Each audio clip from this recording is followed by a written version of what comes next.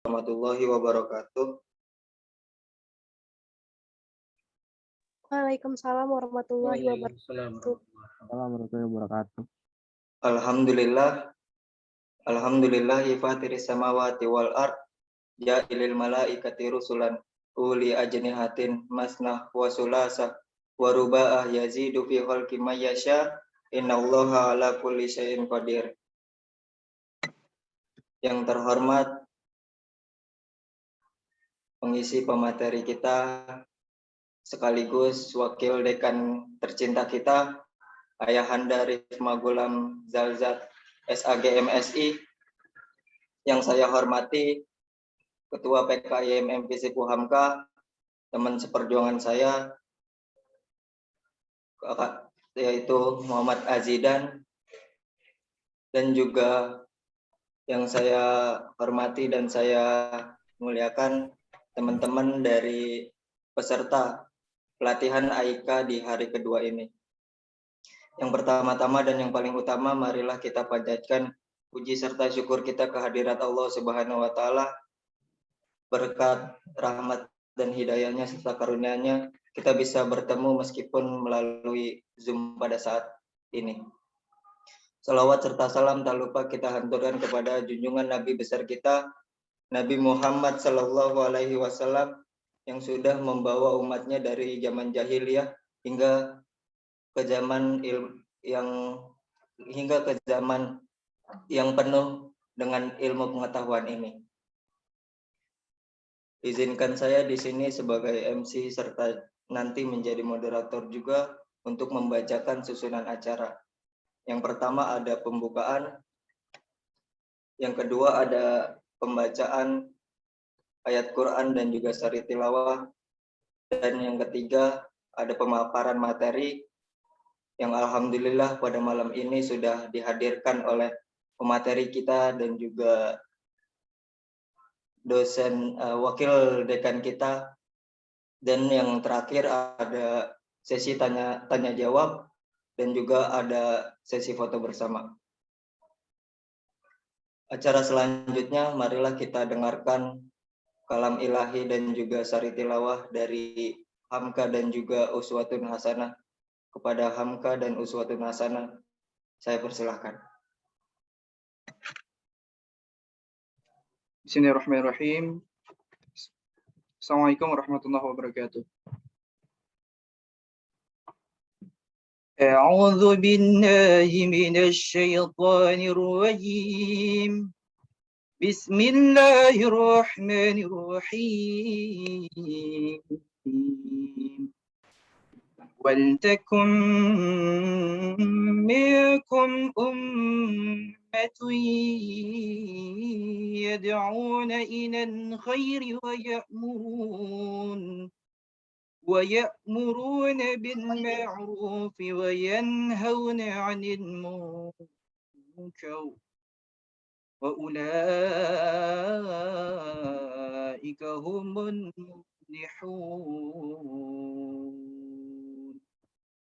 Shadaqallahul azim. Aku berlindung kepada Allah dari godaan syaitan yang terkutuk. Dengan menyebut nama Allah yang Maha Pengasih lagi Maha Penyayang. Dan hendaklah di antara kamu ada segolongan orang yang menyuruh kepada kebajikan, menyuruh berbuat yang ma'ruf dan mencegah dari yang munkar. Dan mereka itulah orang-orang yang beruntung. Maha benar Allah atas segala firman-Nya. Sedekah. Assalamualaikum warahmatullahi wabarakatuh. Waalaikumsalam warahmatullahi wabarakatuh. Alhamdulillah telah sama-sama kita dengarkan pembacaan ayat suci Al-Quran. Mudah-mudahan pembaca dan juga kita sebagai pendengar mendapatkan syafaat di yaumul qiyamah nanti. Amin amin ya robbal alamin. Lanjut ke acara selanjutnya, yaitu pemaparan materi pada hari kedua ini, yaitu tentang kemuhammadiyahan dan juga sejarah Muhammadiyah. Sebelumnya mohon maaf, bisa tolong di share screen.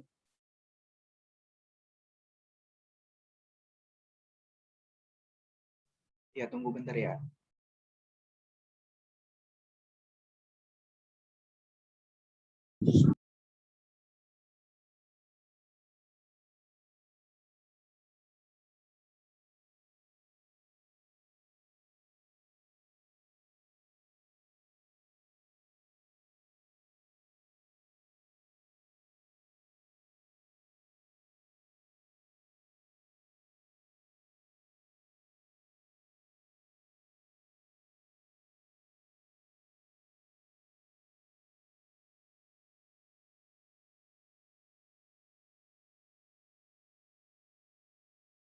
Ya, terima kasih.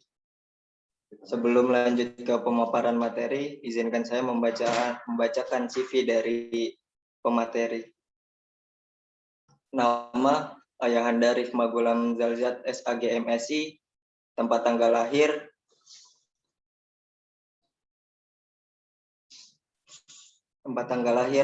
Lamongan 24 April 1977, alamat Komplek Telkom Ciputat Tangerang Selatan, nomor telepon 0813 1678 7407, email rifmagulam@uhamka.ac.id, NIDN 0324047702, riwayat pendidikan Institut Agama Islam Negeri Syarif Hidayatullah Jakarta, Fakultas Ushuluddin, Program Studi Akidah Filsafat, lulusan terbaik pada tahun 2001.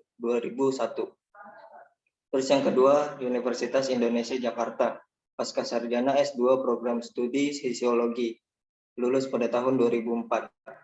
Terus yang terakhir, yang ketiga, Sekolah Pasca Sarjana atau SPS, UIN Syarif Hidayatullah, Prodi Pengkajian Islam. Pengalaman organisasi, Sekretaris PPIPM, Sekretaris DPP IMM, Ketua PP Pemuda Muhammadiyah, Ketua Majelis Tablik PCM Ciputat Timur, Sekretaris PRM Legoso Pisangan.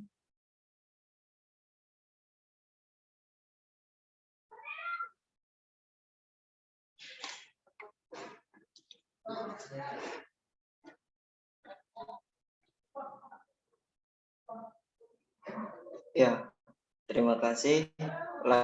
Untuk selanjutnya saya serahkan kepada pemateri, kepada Ayahanda Rifma Gulam Zalzat. Saya persilakan. Terima kasih MC Saudara Himawan Mahesa. Alhamdulillah alladzi khalaqal insana 'allamahul bayan alladzi 'allama bil qalam 'allamal insana ma lam ya'lam. Asyhadu an la ilaha illallah wahdahu la syarikalah wa asyhadu anna Muhammadan abduhu wa rasuluh, amma ba'du. Qala Allah Ta'ala fil Qur'anil Karim, a'udzu billahi minasyaitonir rajim. Bismillahirrahmanirrahim. Wal takum minkum ummati yad'una ilal khair wa ya'muruna bil ma'ruf wa yanhauna 'anil munkar wa ulaika humul muflihun. Wa qala aidan kuntum khaira ummatin ukhrijat lin-nas ta'muruna bil ma'ruf wa tanhauna 'anil munkar wa tu'minuna billah. Shadaqallahul adzim. Baik, Imawan dan Imawati ya yang saya banggakan. Tapi ini kayaknya lebih seru kalau ditampilkan semua ini ya wajahnya ini. Nah, biar lebih fresh ya. Nah, biar lebih enak ini cerita-ceritanya ya. Silakan. Nah, sebelum saya mulai mungkin ditampilkan dulu wajahnya, jadi biar nggak kayak berhadapan dengan ini nih.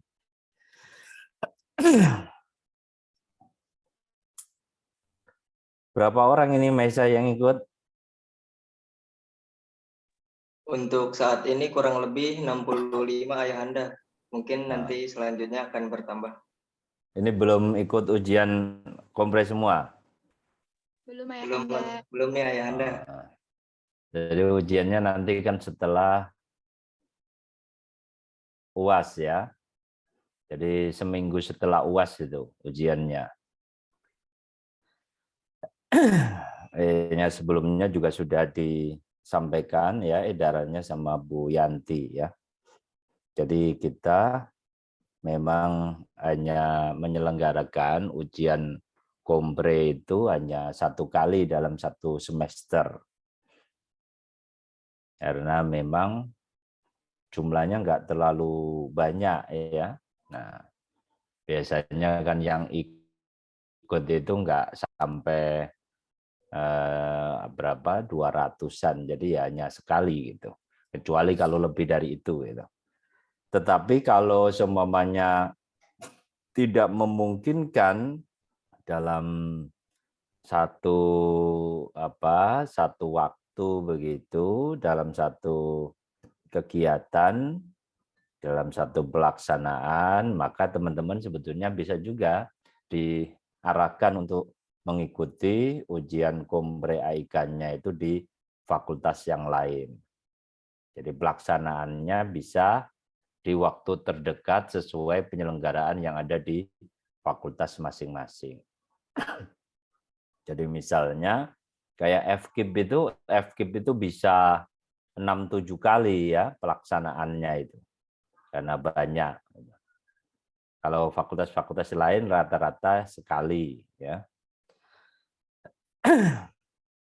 Baik, sesuai yang diminta Maisa ya. Nah, jadi saya tidak tahu maksudnya itu kemuhammadiyahan dan sejarah Muhammadiyah ya. Kalau kemuhammadiyahan ya mestinya ya bicara dari sejarah sampai mengenai apa sih yang sudah dilakukan oleh Muhammadiyah ya, kalau bicara kemuhammadiyahan ya secara umum seluruhnya, baik dalam konteks sejarahnya, dalam konteks perdebatan pemikiran di dalamnya, maupun dalam hal kontribusinya untuk umat bangsa dan dunia ini seperti apa. Karena penekanannya itu terkait dengan sejarah, maka saya mulai dari sejarah dulu. Jadi kalau kita bicara mengenai Muhammadiyah, jadi nanti yang perlu teman-teman perhatikan, terutama kalau terkait dengan materi kemuhammadiyahan itu adalah lebih kepada bagaimana teman-teman memahami tidak hanya aspek sejarahnya, tujuannya kenapa Muhammadiyah itu didirikan, tetapi juga teman-teman harus paham terkait dengan gerakan Muhammadiyah itu sebagai gerakan apa dan apa yang sudah dilakukan oleh Muhammadiyah hingga saat ini. Karena konteksnya itu nanti akan berkaitan dengan visi dakwah yang teman-teman buat sebelum ujian kompre itu dilaksanakan. Nah, balik lagi terkait dengan kelahiran Muhammadiyah, sejarahnya, maka kita bisa membedakan sejarah kelahiran Muhammadiyah itu paling tidak berdasarkan 2 faktor utama. Ya. Jadi pertama faktor subjektif itu berkaitan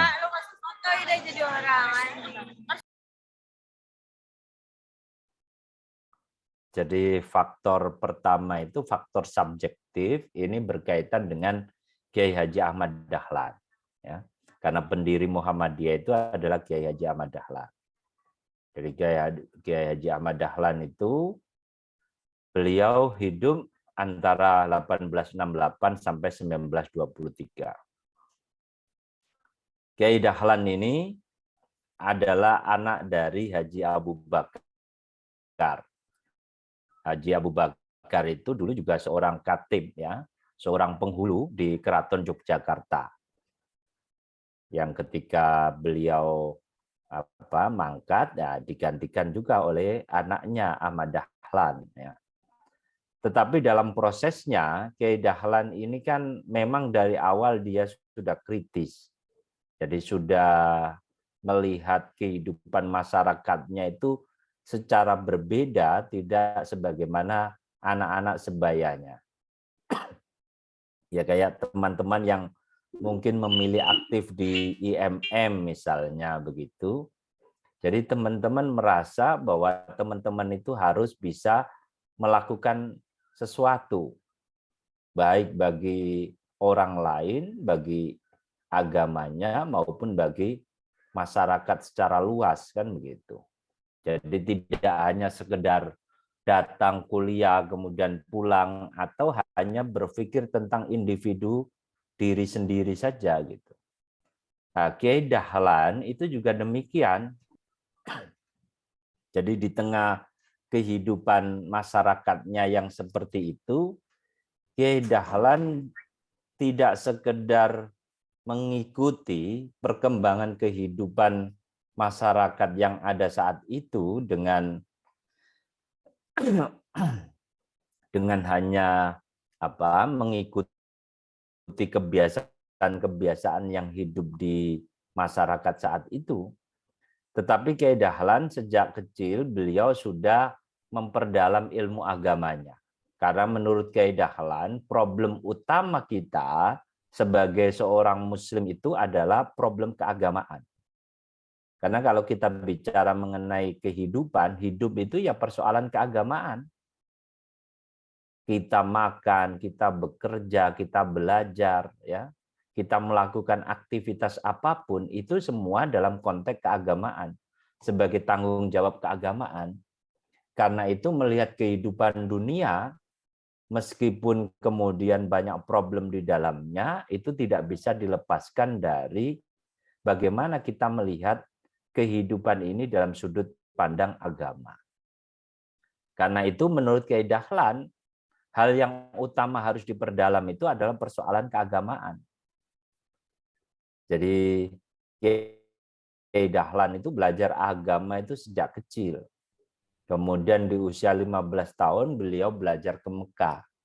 Selama kurang lebih 3-4 tahun itu beliau tinggal di Mekah sana, berguru banyak kepada pemuka-pemuka agama yang ada di Mekah, Madinah sana.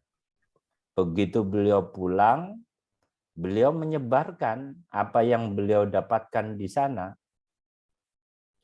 Termasuk bagaimana beliau meluruskan arah kiblat.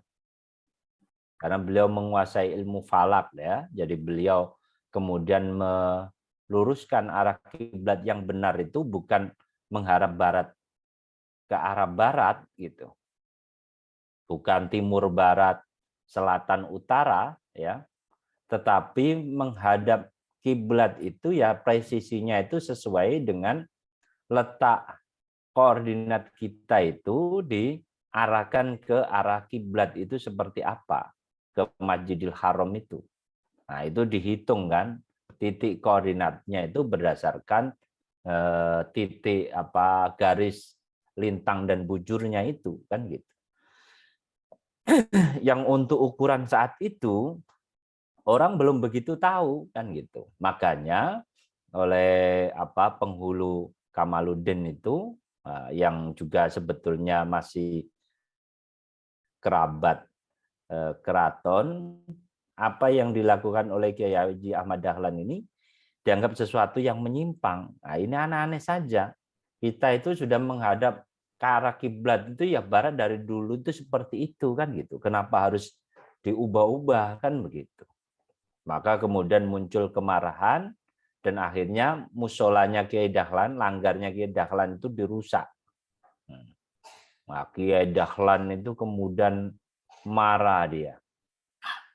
Dia mau melakukan perlawanan tapi dicegah sama kakak iparnya, Kiai Ibrahim. Jadi beliau dilarang ya karena itu hanya akan memperkeruh suasana saja. Maka untuk menenangkan diri, Kiai Dahlan itu kemudian pergi lagi ke Mekah selama beberapa tahun. Nah, setelah pulang yang kedua dari Mekah itu, beliau kemudian menekankan bahwa konteks pembaharuan untuk menyikapi kondisi umat Islam yang terbelakang, yang miskin, yang penuh dengan praktek tahayul, khurafat, dan bid'ah itu tidak semata-mata hanya dilakukan dalam konteks pengamalan agamanya, pembaharuan pemikiran keagamaannya, tetapi harus juga menyentuh kehidupan sehari-harinya. Nah, bagaimana itu semua bisa diarahkan sesuai dengan tuntunan Al-Quran dan Sunnah. Maka kemudian Kiai Dahlan menggerakkan ya tidak hanya orang-orang terdekatnya, keluarganya ya, tetapi beliau menggerakkan banyak orang untuk kemudian mau dan bersedia bersama-sama menggerakkan dakwah Islam yang dirintis Kiai Dahlan itu yang kemudian diberi nama Muhammadiyah. Jadi kalau teman-teman lihat seperti di Sumatera Barat itu ada namanya Haji Rasul. Haji Rasul itu ayahnya Buya Hamka. Nah, beliau di Sumatera Barat sana, di Minangkabau itu sudah terkenal memiliki gerakan sendiri. Bersama dengan Harimau Nan Salapan, jadi pemuka-pemuka Islam yang ada di sana, yang dikenal sebagai tokoh-tokoh pembaharu Islam di Sumatera Barat kan gitu. Sebetulnya tidak terbatas hanya di Sumatera Barat, karena waktu itu lebih dikenalnya kan masih Sumatera secara keseluruhan itu. Dari Aceh sampai ke mana, ke Lampung itu, Palembang, Lampung, Jambi, Bengkulu dan sebagainya. Jadi apa yang dilakukan oleh Kiai Dahlan kan meluas. Bahkan termasuk Bung Karno ya, itu sempat belajar juga sama Kiai Dahlan ya, termasuk kakak iparnya Buya Hamka, Sultan Mansur ya, AR Sultan Mansur itu juga belajar. Awalnya beliau itu mendengar cerita bahwa ada di Jawa itu seorang ulama yang katanya hebat kan gitu. Maka datanglah dari Padang itu Sultan Mansur ini, AR Sultan Mansur itu. Beliau kan pedagang. Beliau awalnya singgah dulu di Pekalongan, kemudian beliau datang ke Jogja. Menurut beliau nih, yang namanya orang yang baik, seorang yang agamanya bagus itu bisa dilihat waktu subuhnya. Jadi kalau dia bagus itu pasti dia subuhnya itu bangun duluan. Nah, kan gitu. Nah, saya ingin mengetahui benar nggak Kiai Dahlan itu orang yang baik kan gitu. Maka pagi-pagi beliau itu sebelum subuh itu udah datang ke masjid. AR Sultan Mansur itu udah datang ke masjid yang biasa Kiai Dahlan datang ke situ di Kota Gede situ. Ternyata sebelum beliau datang ini, Sultan Mansur, AR Sultan Mansur itu datang, itu sudah ada laki-laki yang duduk ya di bagian baris depan di masjid itu di langgar itu kan gitu. Yang kemudian beliau tahu bahwa orang itu yang dia cari yaitu Kiai Dahlan itu. Kemudian dia nanya, Kiai Dahlan yang mana? Oh, yang itu, berarti yang tadi. Dari pagi ketika belum ada orang, dia sudah di situ. Dia sholat, dia wiritan, ngaji di situ ya sebelum subuh itu berkumandang kan gitu. Nah, ini sebetulnya yang perlu teman-teman contoh ya. Nah, jadi kadang-kadang ngakunya aktivis ya, aktivis IMM, nah, tapi bangunnya kesiangan. Nah, ya kan? Ngakunya mahasiswa Islam, nah, tapi sholatnya masih suka kedodoran. Nah, itu nggak cocok kalau kayak begitu. Ya, pemimpin-pemimpin yang hebat itu rata-rata bangunnya itu di pagi hari. Jadi banyak penulis-penulis yang bagus itu biasanya beliau bisa menulis itu karena beliau suka bangun pagi. Jadi setelah sholat tahajud, beliau menulis itu sampai subuh. Nanti habis subuh dilanjutkan lagi, barang 1-2 jam. Setiap hari kontinu beliau melakukan menulis itu seperti itu. Maka produktif ya kan. Karena biasanya kalau sudah lepas waktu duha ya, baik dia ngajar, baik dia bepergian ngisi ini itu dan lain sebagainya, nah itu biasanya kan sampai kadang-kadang sampai malam ya. maka kadang-kadang tidak efektif. Nah, makanya kan rahasianya itu seperti kalau di dalam hadis Nabi itu kan dikatakan bahwa kalau orang itu bangun pagi, malaikat itu mendoakan, Allahumma barik, ya, ya Allah berkatilah umatku fi bukuriha, ya, di waktu paginya itu. Jadi rezekinya itu tidak akan dimakan dipatok ayam karena dia bangun duluan, ya. Nah, kalau sekarang ya kan, karena sudah tidak masak, ya, tidak bantuin beres-beres, tidak punya ayam, ya, tidak punya piaraan, jadi bangunnya suka-suka. Habis subuh tidur lagi, nggak yang laki, nggak yang perempuan, ya kan. Nah, padahal kalau kita dulu dibiasakan kalau sejak kecil itu pagi habis subuh itu sudah tidak tidur. Karena kalau di kampung itu biasanya punya piaraan. Jadi habis subuh udah beres-beres, kemudian nanti ngasih makanan, kalau punya ayam yang ngasih makanan ayam, terus mandi, siap-siap berangkat sekolah kan gitu. Nah, kalau sekarang kan karena teman-teman kebanyakan di kota kan tidak mengenal itu, ya kan. Nah, karena waktu kuliahnya itu lama, jadi biasanya habis subuh tidur lagi. Nanti kadang-kadang jam 7:30 baru bangun, ya kan. Nah. Baik, kalau kita perhatikan ya dari aspek faktor objektifnya, maka sejarah kelahiran Muhammadiyah itu tidak bisa dilepaskan dari pertama kondisi umat Islam. Jadi kondisi umat Islam itu miskin, bodoh, terbelakang. Kenapa miskin, bodoh, dan terbelakang itu?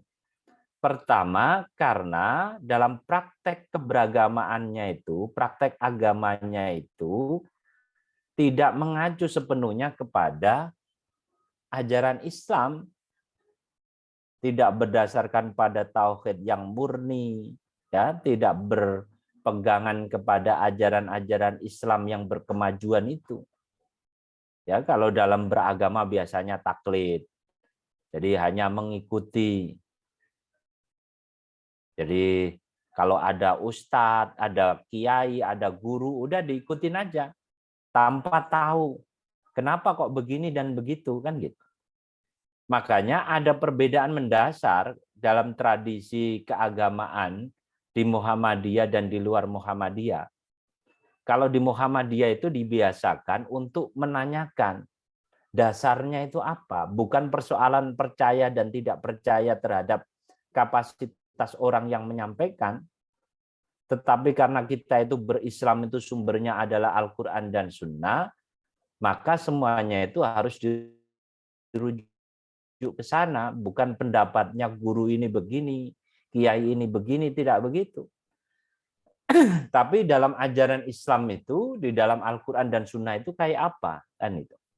Sehingga dalam konteks agama itu didasarkan kepada apa? Kepada pengetahuan yang bersumber kepada sumber utama Islam itu, Al-Quran dan Sunnah. Maka tidak taklid, ya. Jadi kalau Dila ditanya misalnya, kenapa kita itu kalau sholat, ya, kalau sholat itu dalam kondisi bepergian kita harus jamak qashar, kan gitu. Bukan karena karena diajarinya begini. Nah, tidak begitu.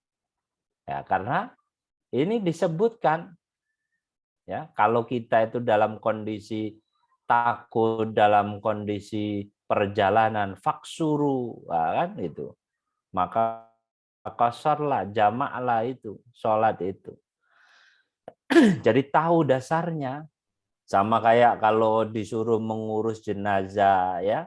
Nah, kenapa jenazah itu kalau dimandikan itu harus seperti ini, kalau dikafani itu harus dengan 3 atau 5 lapis kain, ya kan? Nah, itu harus tahu dasarnya.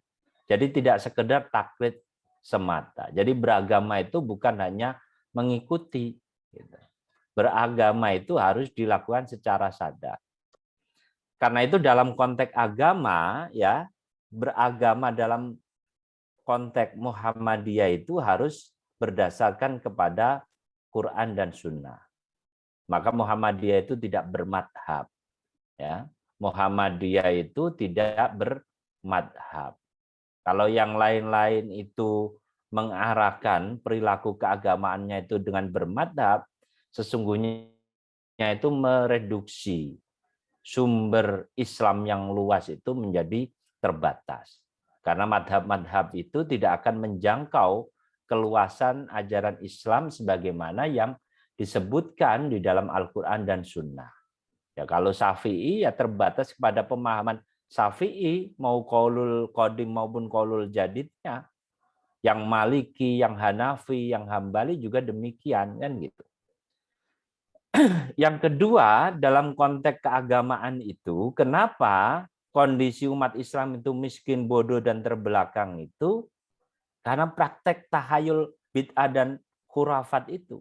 Jadi tahayul itu percaya kepada sesuatu yang dituhankan, yang dikeramatkan. Ya, percaya jimat, percaya pohon besar, makam keramat, ya. Nah, percaya hal-hal yang sifatnya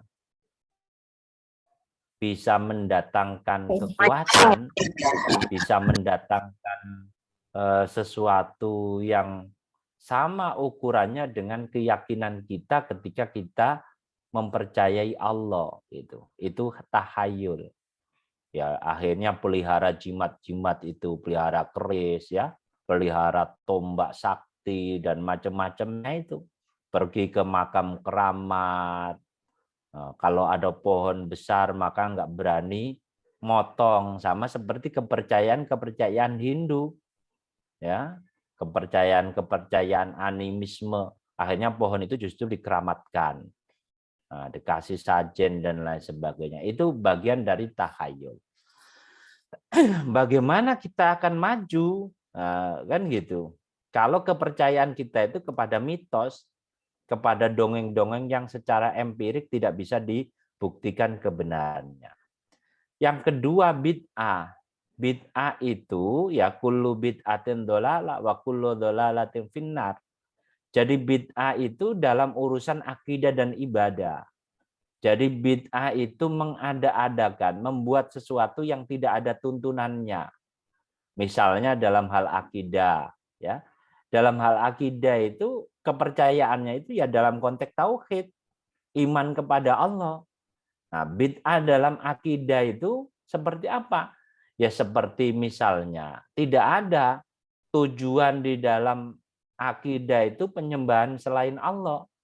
Tapi kadang-kadang kan kemudian ada perilaku seperti nyadran, ya, seperti larung laut, sedekah bumi, ya, gitu. Setelah panenan itu yang kadang-kadang kan kemudian mari kita doakan arwah nenek moyang kita, penguasa Ratu Selatan ini dan lain sebagainya, kan gitu. Itu kalau dalam hal akidah. Kalau dalam hal ibadah, yang mestinya itu takbir itu kan jelas. Takbir itu kalau tidak menyentuh telinga kita ini, kalau yang dicontohkan oleh Rasul itu ya sejajar dengan dada.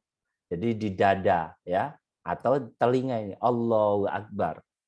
Yadikal yumna ala yadikal yusra fi sadrika, di dada. Jadi tidak di pusar, tidak juga di atas dada begini. Nah, ada yang kan sampai kayak begini, tidak, di dada itu. Nah, tapi kan ada orang itu yang kemudian Allahu Akbar diputar-putar tangannya, ya. Nah, akhirnya nyerong ke kiri dan sebagainya. Ada yang doanya itu ditambah-tambahkan. Nah, itu bentuk bid'ah dalam ibadah, ya, mengada-adakan padahal tidak ada tuntunannya. Ya, kalau kita ibadah itu ya mengacu kepada Rasul gitu. Nah, kalau dalam muamalah tidak ada bid'ah. Karena kata Rasul itu antum a'lamu bi umuri dunyakum, kamu paling mengerti urusan duniamu, kan gitu. Dan urusan dunia itu dinamis. Tapi kalau urusan ibadah itu sama.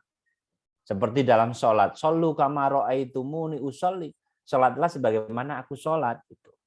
Maka dalam sholat itu mengacu Nabi itu takbir gimana, iftitahnya bagaimana, ya, bacaan-bacaannya dalam ruku, dalam iktidal, dalam sujud, ya, sampai tahiyat itu seperti apa, itu yang harus diikuti, kan begitu, bukan mengikuti yang lain. Kemudian khurafat. Khurafat itu artinya percaya kepada ramalan, perhitungan, hari baik, percaya klenik-klenik itu, dukun-dukun itu, ya. Fania lagi pusing, ya, mau nentuin tanggalnya misalnya begitu. Nah, datanglah, Mbak, ini yang paling bagus nanti untuk kawinan tanggal berapa, misalnya begitu, ya kan? Nah, itu bentuk apa yang disebut sebagai khurafat. Nah, kalau dulu itu banyak seperti itu, ya. Nah, kalau Sifa kan nggak begitu ya, Sifa ya. Jadi kalau sekarang karena orang itu sudah pinter-pinter belajar, tahu ilmunya, jadi menentukan tanggal baik itu bukan seperti kepercayaan dahulu. Kalau dahulu itu orang meyakini seperti hari Jumat itu kan dianggap hari yang menyeramkan. Maka free day itu selalu kaitannya dengan hal-hal yang mistik. Tidak di barat, di timur juga begitu. Ya, Anda kalau lihat filmnya Susana, ya kan, ya Maisa itu kan biasanya penggemar film-film Susana itu, ya, itu mesti malam Jumat itu, ya kan. Nah, padahal malam Jumat itu Sayyidul Ayyam, ya hari yang paling baik, kan gitu. Tapi dalam konteks itu seperti itu. Sama seperti angka 13. Angka 13 itu kalau dalam keyakinan keyakinan khurafat itu ya dianggap sebagai angka sial. Maka banyak yang kemudian tidak menggunakan angka 13, takut dengan angka 13 itu. Makanya Muhammadiyah sebagai bentuk dakwah, Muhammadiyah itu justru memilih formatur untuk PP Muhammadiyah itu jumlahnya 13. Jadi yang dipilih itu 13 orang. Awalnya nanti di Tanwir dipilih 39 orang, kemudian dari 39 dipilih 13. Dari 13 itulah yang kemudian merapatkan siapa yang dipilih sebagai ketua umum. Nah, seperti itu prosesnya. Nah, kebanyakan yang dipilih sebagai ketua umum itu biasanya yang dapat suara terbanyak. Tapi pernah juga yang tidak mendapat suara terbanyak itu berdasarkan rapat musyawarah 13 orang itu akhirnya yang dipilih bukan yang suara terbanyak. Seperti di periode-periode terakhirnya Pak A.R. Fahrudin itu seperti itu, kan itu. Beliau kalah dengan Pak Dimyati kan gitu. Tapi yang dipilih beliau, tetap beliau melanjutkan periode sebelumnya. Nah, kondisi umat Islam yang miskin, bodoh, terbelakang itu juga dipengaruhi oleh kolonialisasi, penjajahan. Maka kalau teman-teman lihat itu bukan hanya dalam konteks seperti yang digerakkan oleh Kiai Hasyim Asy'ari dengan resolusi jihad gitu ya. Dalam konteks Muhammadiyah pun ya beberapa kali Muhammadiyah itu juga menggerakkan jihad fisabilillah melawan penjajahan itu. Makanya kan melawan penjajahan itu bagian dari jihad fisabilillah. Dan itu ada dengan apa? Dengan banyaknya tokoh-tokoh Muhammadiyah itu terlibat dalam pergerakan kemerdekaan awal itu. Jadi Kiai Dahlan dan lain-lain sebagainya itu aktif. Tidak hanya di Budi Utomo, tapi juga di Syarikat Islam. Tidak hanya dalam konteks dakwah Islam, tetapi juga aktif di dalam perjuangan-perjuangan kemerdekaan dalam konteks kebangsaan. Kemudian aspek kristenisasi, ya. Kristenisasi itu juga menjadi hal yang secara objektif menjadikan kita itu juga terbelakang. Kenapa demikian? Karena kristenisasi itu bagian dari misi pemerintah kolonial. Jadi kolonialisme siapapun dia, baik Spanyol, Portugis, Belanda, Jepang, semua itu membawa misi keagamaan gitu. Jadi seperti Spanyol ya, kemudian Portugis itu banyak sekali mereka membawa pendeta-pendeta Katolik itu yang terkenal kan Xavierus, Franciscus Xavierus. Kemudian kalau Kristen itu Protestan itu lebih terwakili dengan apa yang dibawa oleh Belanda kan begitu. Nah, selain itu ada faktor objektif yang kemudian mendorong lahirnya gerakan pembaharuan Islam ya. Jadi gerakan pembaharuan Islam itu kalau kita perhatikan itu muncul karena kemudian umat Islam itu disatukan oleh peristiwa haji. Jadi ketika kumpul tumpah ruah di Arab sana, di Masjidil Haram, di Masjid Nabawi itu, orang-orang Islam seluruh dunia itu ketemu. Kondisi umat Islam di belahan dunia manapun itu tergambarkan dengan baik. Maka ketika kebanyakan negara-negara Islam itu dijajah, perjuangan itu muncul. Ya. Kenapa dijajah? Itu kan pasti problemnya karena terbelakang dan mundur itu. Kan itu. Nah, inilah semua alasan-alasan yang secara objektif kemudian mendorong lahirnya Muhammadiyah itu. Nah, bisa dilanjutkan slide-nya. Ya, sengaja saya agak lama ini di awal ini ya karena terkait dengan sejarah. Nah, kalau kita perhatikan kemudian gerakan Muhammadiyah itu sebetulnya titik fokusnya itu kan pada gerakan transformasi. Bagaimana kemudian Muhammadiyah itu bisa melakukan perubahan pada konteks kehidupan masyarakat. Bagaimana umat Islam ini bisa maju, bagaimana bangsa ini bisa maju. Maka kan dikenal itu Islam berkemajuan dengan 5 prinsipnya itu kan. Dari tauhid yang murni sampai toleran itu kan, sikap toleran itu. Kalau refleksinya itu dari surat Ali Imran 104 dan 110, maka kita bisa memahami gerakan Muhammadiyah itu tercerminkan pada 3 aspek utama. Pertama, gerakan transenden. Gerakan transendensi itu ya gerakan keagamaan, bagaimana dasarnya itu adalah mengajak kita itu beragama itu secara benar dengan merujuk kepada Al-Quran dan Sunnah. Bukan bermadhab mengkotak-kotak ajaran Islam itu menjadi sempit, menjadi parsial. Yang kedua adalah liberasi, yaitu gerakan nahi mungkar, membebaskan agar tidak ada perbudakan, tidak ada penjajahan, tidak ada penindasan, diskriminasi laki-laki perempuan, diskriminasi antar bangsa satu dengan bangsa lain, kelompok satu dengan kelompok lain. Maka teman-teman bisa melihat ketika di 10 tahun terakhir ini kecenderungannya itu kan umat Islam itu kan diadu. Kemudian bangsa ini hanya dikuasai oleh segelintir orang. Itu Pak Haidar dan tokoh-tokoh PP itu selalu menekankan bahwa Indonesia itu milik bersama. Bahwa Indonesia itu bukan milik segelintir orang kan gitu. Itu bolak-balik ditekankan itu. Karena ada kecenderungan ingin mengkapitalisasi agar Indonesia itu hanya dikuasai oleh segelintir orang saja kan. Kemudian emansipasi. Emansipasi itu dalam makna apa? Emansipasi itu dalam makna peran aktif bagaimana kemudian siapapun kita baik secara individu maupun kelompok itu harus berjuang bersama-sama. Kalau dalam konteks Muhammadiyah itu sebagai gerakan pembaharu ya. Dalam konteks pembaharuan Islam. Kedua sebagai gerakan dakwah amal ma'ruf nahi mungkar. Maka konteksnya itu adalah menyeru agar ada proses perbaikan ya dan mencegah hal-hal yang mungkar yang tidak baik itu.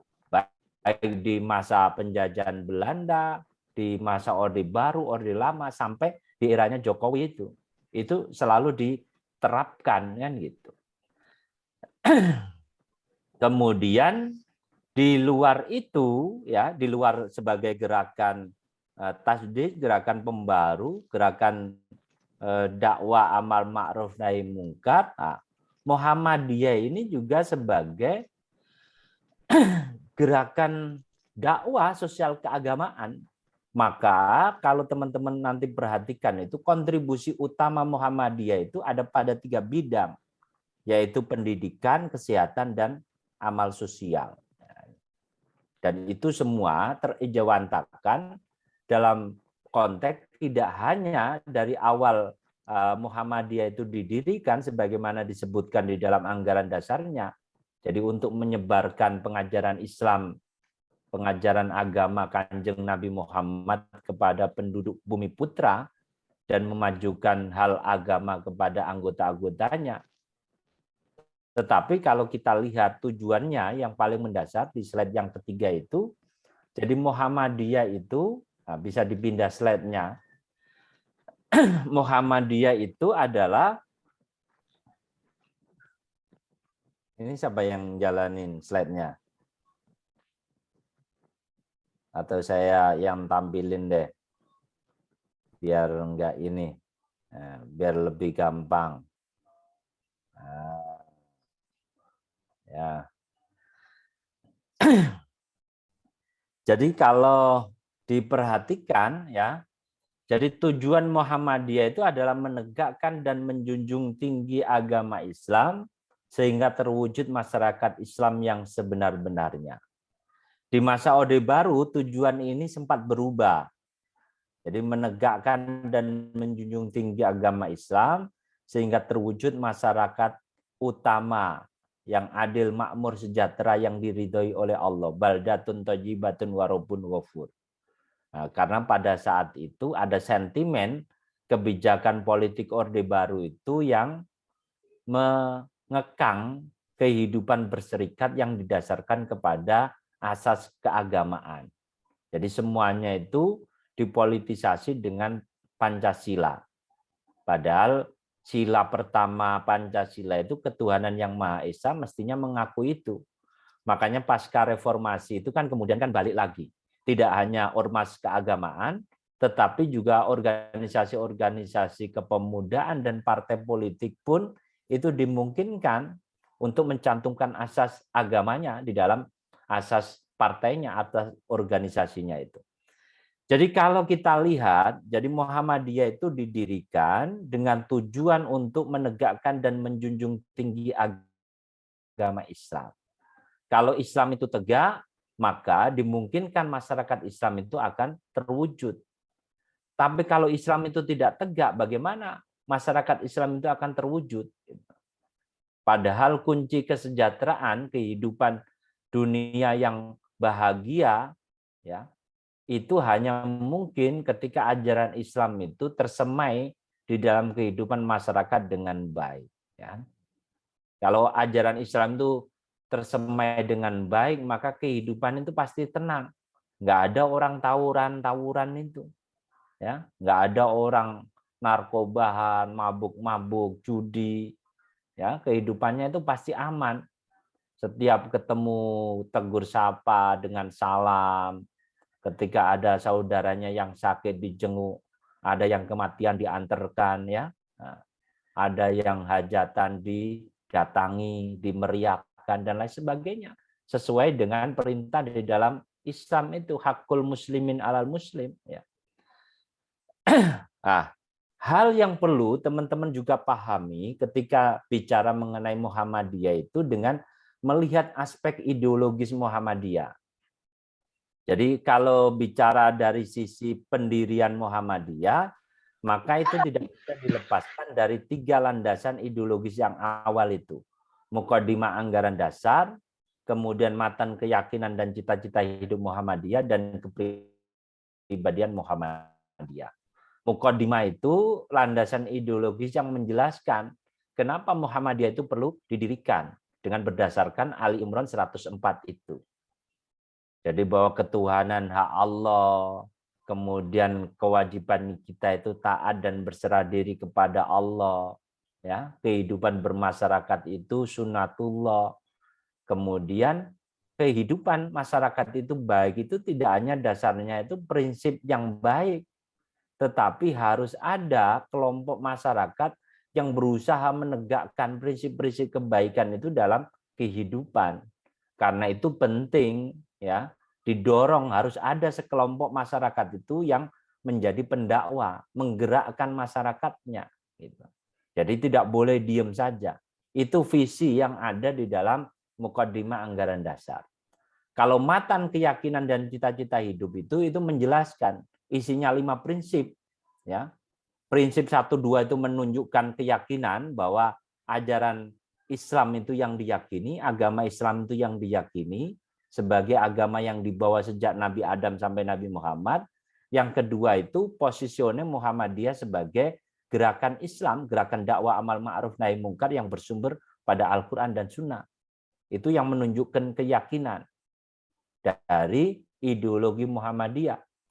Kemudian menunjukkan faham agama di poin 3 dan 4 itu. Karena apa? Muhammadiyah itu di dalam mengamalkan ajaran Islam bersumber pada Al-Quran dan Sunnah dengan menggunakan akal pikiran sesuai jiwa ajaran Islam.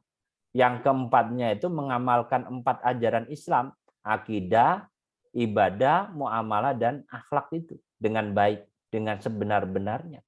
Dan yang kelima itu menunjukkan visi misi Muhammadiyah dalam konteks bisa bekerja sama dengan siapapun, mendukung pemerintah dalam upaya untuk mewujudkan masyarakat Islam yang sebenar-benarnya, itu masyarakat adil, makmur, sejahtera itu. Makanya Muhammadiyah itu objektif melihat, ya, kalau pemerintah itu baik ya dikatakan baik, kalau pemerintah itu kurang baik kebijakannya ya dikritik gitu. Jadi tidak hanya manut-manut saja gitu. Biar nanti dibagiin kursi di kabinet, tidak seperti itu. Dan itu semua tergambar dalam kepribadian Muhammadiyah, terutama dalam 10 sifat Muhammadiyah itu. Nah, teman-teman bisa baca itu kan gitu. Karena di kepribadian itu ditunjukkan bahwa Muhammadiyah itu sebagai gerakan dakwah, baik dalam konteks individu maupun dalam konteks masyarakat, baik kepada yang sudah beragama Islam maupun yang belum beragama Islam. Kemudian kalau terkait dengan pegangan hidup sehari-hari agar tujuan terwujudnya masyarakat Islam yang sebenar-benarnya itu terwujud, maka setiap individu itu harus memegangi pedoman hidup Islami itu seperti apa. Baik dalam konteks individu, keluarga, masyarakat, dalam konteks belajar, bekerja, dalam konteks politik, dalam konteks ekonomi, dan lain sebagainya. Itu ada di PHIWM ini. Selain itu ada juga khitoh-khitoh Muhammadiyah yang lain, ya. Nah, saya ingin mengutip ya pendapatnya Ali Syariati ini karena Mahesa dan yang lain-lain biasanya kan suka baca itu. Jadi dikatakan apa gunanya seorang sosiolog kalau ia tidak mampu memberitahu kita bagaimana harus membentuk masyarakat, bagaimana dia dapat membaca ya masyarakatnya, menguasai persoalan-persoalan yang ada dalam masyarakatnya itu. Bukan dengan membatasi hanya berada di Menara Gading, hanya belajar di kampus, ya, di kelas-kelas itu, tapi terkurung kita itu. Kita itu hanya menjadi agen penguasa. Kita itu hanya menjadi istilahnya itu anasir-anasir ideologi tertentu gitu. Tapi kita tidak bisa melakukan apapun. Nah, itu yang bahaya gitu. Karena itu kalau kita itu menganggap diri sebagai kelompok intelektual, sebagai kaum cendekiawan, kita itu harus punya positioning dalam konteks amal ma'ruf nahi mungkar itu. Sebagai agent of change itu di sini itu, ya. Jadi kalau mahasiswa itu kritis, progresif, Pak, itu konteksnya dari mana? Ya konteksnya itu sama seperti gerakan Muhammadiyah itu. Nah, sebagai bagian terakhir ya, teman-teman bisa melihat ya dengan sejarah yang panjang yang sudah memasuki abad kedua itu dari 18 November 1912 bertepatan dengan 8 Dzulhijjah 330 Hijriah itu, Muhammadiyah itu sudah memiliki ya tidak hanya seperti yang dibilang oleh peneliti-peneliti Indonesia ya. Dulu Jim Peacock itu ataupun Nakamura ya. Itu sudah mengatakan jauh sebelumnya itu dari tahun 50-an, 60-an itu mereka sudah mengatakan kehebatan Muhammadiyah itu. Nah, Barton ya, Greg Barton, nah ini peneliti dari Australia juga mengatakan demikian. Dianggap progresif bagi masa depan modernisme Muhammadiyah itu. Kalau kata Hefner itu prototipe organisasi sosial keagamaan yang terbaik itu ya Muhammadiyah. Tidak hanya di Indonesia, tapi di dunia. Nah, teman-teman bisa melihat ya, jumlah PTMA itu 164. Awalnya 172, tapi karena kemudian kan digabung ya. Jadi digabung menjadi universitas, akhirnya kemudian menjadi 164. Jumlah dosen itu lebih dari 17.000. Jumlah mahasiswa lebih dari 500 juta. Ya. Jumlah prodi lebih dari 1.800. TK PAUD itu ada 22.000.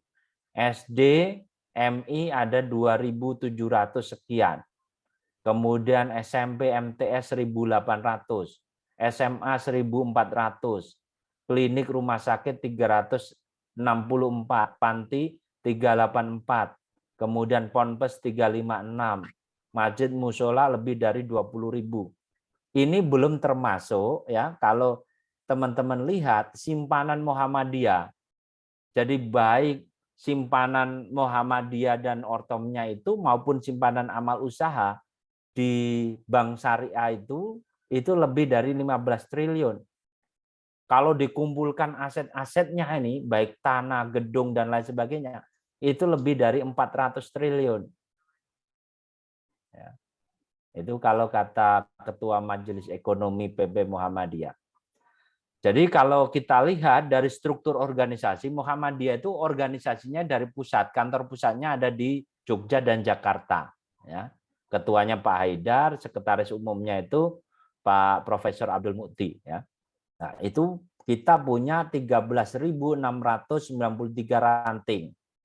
Ada 4.850 cabang, 461 pimpinan daerah, 34 wilayah. 34 wilayah itu provinsi ya.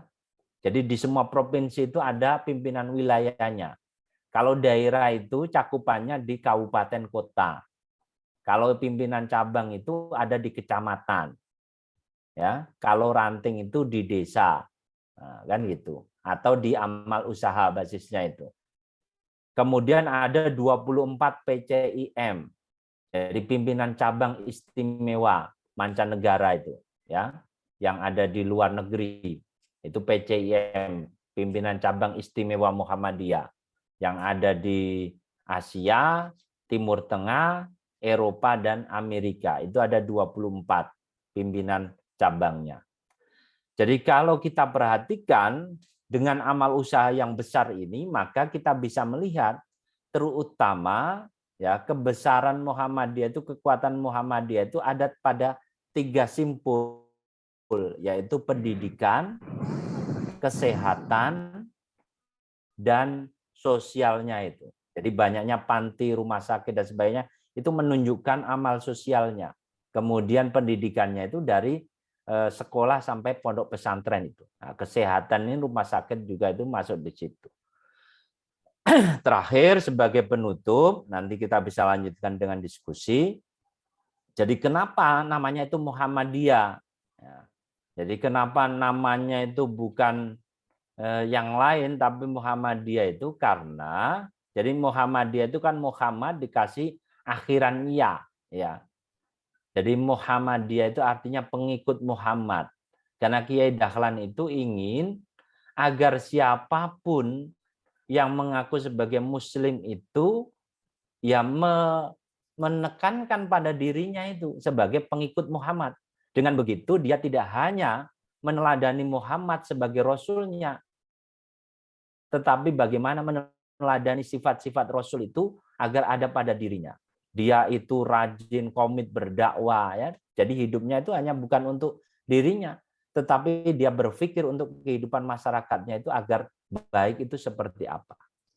Yang kedua, ya, Muhammadiyah itu tidak berpikir hanya dalam konteks keindonesiaan.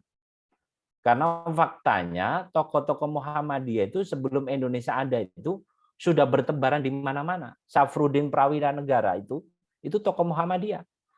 Yang ketika Soekarno-Hatta itu ditangkap Belanda, kekosongan kekuasaan pemerintahan itu terjadi, maka kemudian Safruddin dan yang lain-lainnya itu mendeklarasikan pemerintahan darurat Republik Indonesia, PDRI, di Sumatera sana. Maka Indonesia itu meskipun Soekarno-Hatta presidennya itu ditangkap Belanda, tetap oleh dunia itu diakui sebagai negara merdeka karena ada pemerintahan yang berdaulat itu, kan gitu. Kemudian dalam konteks perumusan dasar negara, dalam konteks kontribusi memajukan negara itu ya, seperti kemarin itu kalau teman-teman baca bagaimana Kementerian Pendidikan itu membuat program-program yang cenderung mendegradasi peran masyarakat ya, atau kemudian menjadikan pendidikan itu sangat-sangat eksklusif itu, nah, itu kan kemudian dikritik oleh Muhammadiyah dengan agar peta jalan pendidikan itu harus memasukkan pendidikan agama karena tujuan pendidikan itu adalah mencetak lulusan yang beriman dan bertakwa, nah, bukan pendidikan dalam makna sekuler sebagaimana yang ada di barat. Maka kita melihat ya di abad kedua ini Muhammadiyah itu sudah mulai internasionalisasinya dari mulai membentuk PCIM ya di negara-negara luar itu, termasuk juga mendirikan amal usaha. Jadi belum lama mendirikan Universitas Muhammadiyah Malaysia di Perlis itu. Kemudian memberi tanah sekitar 10 hektaran di Melbourne ya, mendirikan sekolah. Jadi Muhammadiyah College di Melbourne di Australia. Itu nanti menjadi sekolah Muhammadiyah pertama di dunia ya kan gitu. Kalau di Malaysia sebenarnya sudah ada model-model sekolah dasar, kemudian TPA dan lain sebagainya itu, tapi masih terbatas hanya untuk melayani warga Muhammadiyah yang menjadi ekspatriat di Malaysia. Saya kira itu teman-teman, biar lebih menarik mungkin kita lebih banyak diskusi. Jadi secara umum kalau konteksnya itu dalam hal ujian Kompre AIK, maka yang harus teman-teman pahami dari sisi kemuhammadian itu tidak hanya sekedar sejarahnya, tetapi kenapa sih Muhammadiyah itu penting ya hadir dan apa yang bisa dilakukan oleh Muhammadiyah itu yang harus dipahami gitu. Dan itu nanti baliknya itu kepada konteks pemahaman keagamaan yang benar itu seperti apa. Jadi bukan dalam firqah-firqah, dalam aliran-aliran itu. Ikut madhab-madhab tertentu itu. Sehingga kemudian praktek peribadatannya, praktek keagamaannya tidak sesuai dengan Quran dan Sunnah gitu. Karena mengacu kepada madhab-madhab tertentu gitu. Tetapi itu diarahkannya itu sebagaimana praktek yang dicontohkan oleh Rasulullah. Saya kira itu. Terima kasih. Billahi fi sabilil haq, nasrun minallahi fatun qarib. Assalamualaikum warahmatullahi wabarakatuh. Saya kembalikan kepada MC. Silakan. Waalaikumsalam warahmatullahi wabarakatuh. Terima kasih Ayahanda atas paparan dan juga penjelasannya terkait sejarah Muhammadiyah dari awal hingga saat ini, dan juga tujuan Muhammadiyah, serta juga tadi sudah dijelaskan dari landasan ideologi Muhammadiyah dan juga kekuatan Muhammadiyah, serta apa saja yang sudah dihasilkan oleh Muhammadiyah pada saat ini. Nah, mungkin selanjutnya ada sesi diskusi nih teman-teman, yang dimana sesi diskusi ini yang kita tunggu-tunggu. Pasti dari teman-teman banyak yang ingin ditanyakan. Nah, maka dari itu, jika ada yang ingin bertanya, tolong aktifkan kamera, tolong on cam, dan menyebutkan nama serta dari mana gitu. Bisa langsung diskusi aja teman-teman. Jika ada yang ingin ditanyakan, boleh raise hand, boleh langsung membuka mic.